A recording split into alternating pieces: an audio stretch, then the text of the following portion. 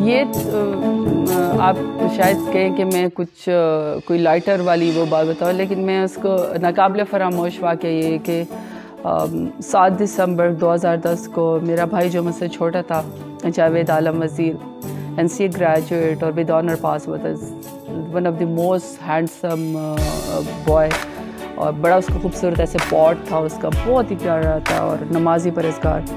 We lost him in the bomb blast. I think वो इस कदर नाकाबिले फरामोश है। मैं पूरी रात ड्राइविंग करती रही, उसको ढूंढती रही। सख्त सर्दी थी और तकलीफ़ से और दुख से और डर से कि एक अनहोनी के शहीद हो गया।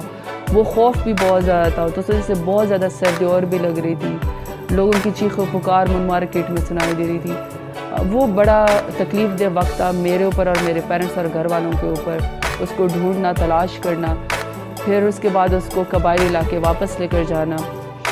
हिम्मत की, हौसला किया, लेकिन उस दिन हमारे ऊपर यह बात ज़रूर यहाँ हो गई कि उससे पहले सारी बातें, मेरा एटीट्यूड बहुत डिफरेंट था कि कपड़े एक्सपेंसिव होने चाहिए, फ़लानी चीज़ वो होनी चाहिए। उसके बाद औकात और हैसियत का पता चल गया कि जब अल्लाह ताला आपकी डोरी खींच देता है तो आपकी तो हैसियत ही कोई नहीं। और वैसे भी अल्लाह कुल्ल शैइन कदीर, हर चीज़ पे कादिर है। एक पत्ता उनकी इजाज़त के बगैर नहीं हिल सकता। तो मेरे ख्याल में इससे बड़ी ट्रेजेडी किसी फैमिली के साथ नहीं हो सकती। इससे बड़ा वाक़या अल्लाह करे मेरे दुश्मनों के साथ भी ऐसा ना हो। We are still we like to call ourselves 7। We are 7। एक भाई शहीद हो गया है तो 6 रह गए।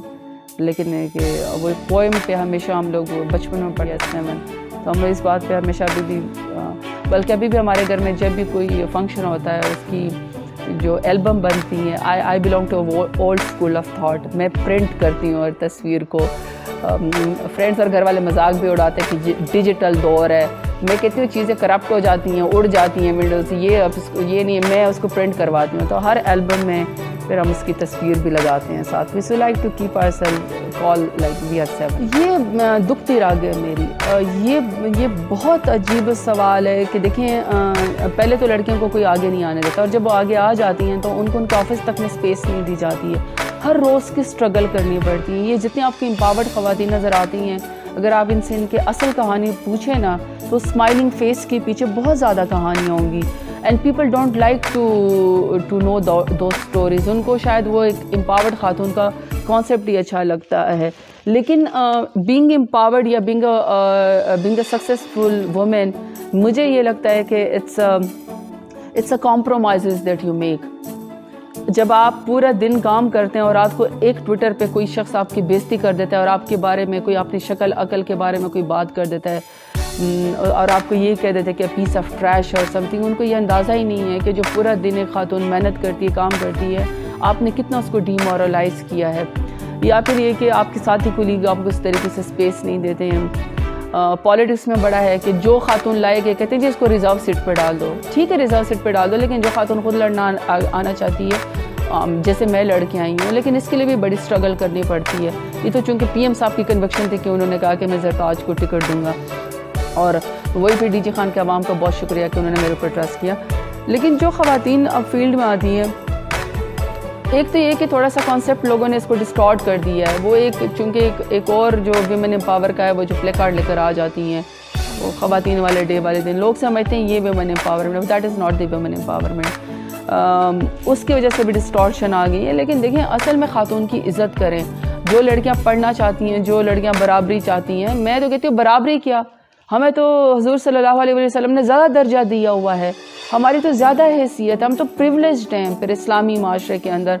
तो आप कौन होते हमसे इज़्ज़त छीनने वाले, आप कौन होते हमसे स्पेस देने वाले। तो हर्डल है। तो लड़कियों को, बच्चों को तो मेरा ये वो है कि देखिए, जब आप बाहर निकलेंगे तो आपके ऊपर बातें भी होंगी, आपके भाई को भी ताना मारा जाएगा, आपके माँ बाप को भी ताना मारा जाएगा। बीइंग सक्सेसफुल वुमेन और थोड़ा सा गुड लुकिंग वुमेन तो इटसेल्फ बड़ा थ्रेट है आपके मर्द कोलीग्स के लिए ना, जो आपको बर्दाश्त नहीं करते हैं। तो लेकिन ये कि हर थ्रेट को और हर इस तरह के हर्डल को जो आपको कहता है उसको मज़ीद ओवरकम करके आगे बढ़ें। वो आपको मज़ीद आप बाउंस बैक करें, उसको लेके घर ने, मुझे पता है वक्ती तौर पर इंसान को बहुत तकलीफ़ होती है, बहुत बंदा हर्ट होता है। समटाइम ऐसा वक्त इंसान के ऊपर आता है कि दिल करता है किसी से भी बात ना करूं, और कि हम भी ह्यूमन बींग्स हैं। लेकिन देखिए, उनका तो मकसद ही ये ना हो, अपने लिए एडवोकेसी करें, अपने लिए, आप जिस फील्ड के अंदर हैं वहाँ आप अपने लिए आप स्पेस लें, क्योंकि आप वकील अपनी खुद हैं, कोई आपके लिए वकालत नहीं करेगा, बल्कि वो तो आपको दबाने की कोशिश करेगा। तो थोड़ी सी लड़कियां शाय होती हैं, वो कहती हैं मैं किस तरीके से बात करूं कि मुझे ये जगह चाहिए। नहीं भाई, आप अपने लिए एडवोकेसी करें, आप अपने लिए स्पेस मांगें, ये आपका हक है। ये नहीं कि हम कोई रफ़ाई इदारे हैं बाहर आ गए हैं, चाहे पॉलिटिक्स में आ गए और कहीं आ गए, जी मुझे बड़ा शौक था। शौक वो का क्या मतलब है?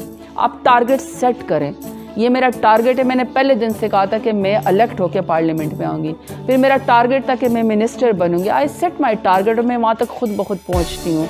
तो इसलिए ये कोई नहीं है कि जी मुझे बड़ा शौक था मैं सियासत में आ गई, या मुझे NGO में बड़ा शौक था और मैं फलानी फील्ड में आ गई। ऐसा नहीं, आपने अपने टारगेट सेट करो। ये ज़्यादती करते हैं, देखिए ना, वो कोई भी हो, मेरे कुलीग हो या किसी और पार्टी के कुलीग हो, ये हमें बिल्कुल नहीं करना चाहिए। जो लोग हमें वोट दे के यहाँ तक भेज, थोड़ी सी मैं ये बाइस ज़रूर हूँ कि अगर 100-200 लोग बैठे हुए हैं तो अपने ऑफिस वालों को कहती हूँ कि पहले DG खान वालों को भेज दो। देखिए पहले उनका राइट, उन्होंने मुझे वोट दिया। मैं इस ऑफिस में आज जो मेरे ऑफिस पे और गाड़ी में जो झंडा पाकिस्तान का लगा हुआ है वो उनकी दुआओं और उनके वोट से है। तो मेरा फ़र्ज़ है कि मैं उनको इज़्ज़त और ऑनर दूँ, और उसके बाद बाकी लोगों को भी, मैं सबको मिलती हूँ, मैं उनकी बात भी सुनती हूँ। और दूसरा ये कि 3 दिन में वैसे डेरा गाज़ी खान में होती हूँ, फ्राइडे सैटरडे में डेरा गाज़ी खान में होती हूँ। मैंने देखा है कि जितना आप लोगों से मिलते हैं, तकलीफ़ तो हर एक को है, काम भी होते रहते हैं, लेकिन उनकी ख्वाहिश होती है कि उनका जो लीडर है वो उनके साथ बैठे, उनकी गमी खुशी में शरीक हो, अलग गम ना लेकर आए। तो उसमें उनके ग्रीवेंसेस वैसे ही दूर हो जाते हैं। क्या है, 5-10 मिनट उनकी गुस्सा सुनना ही है ना, तो क्या फ़र्क पड़ जाता है।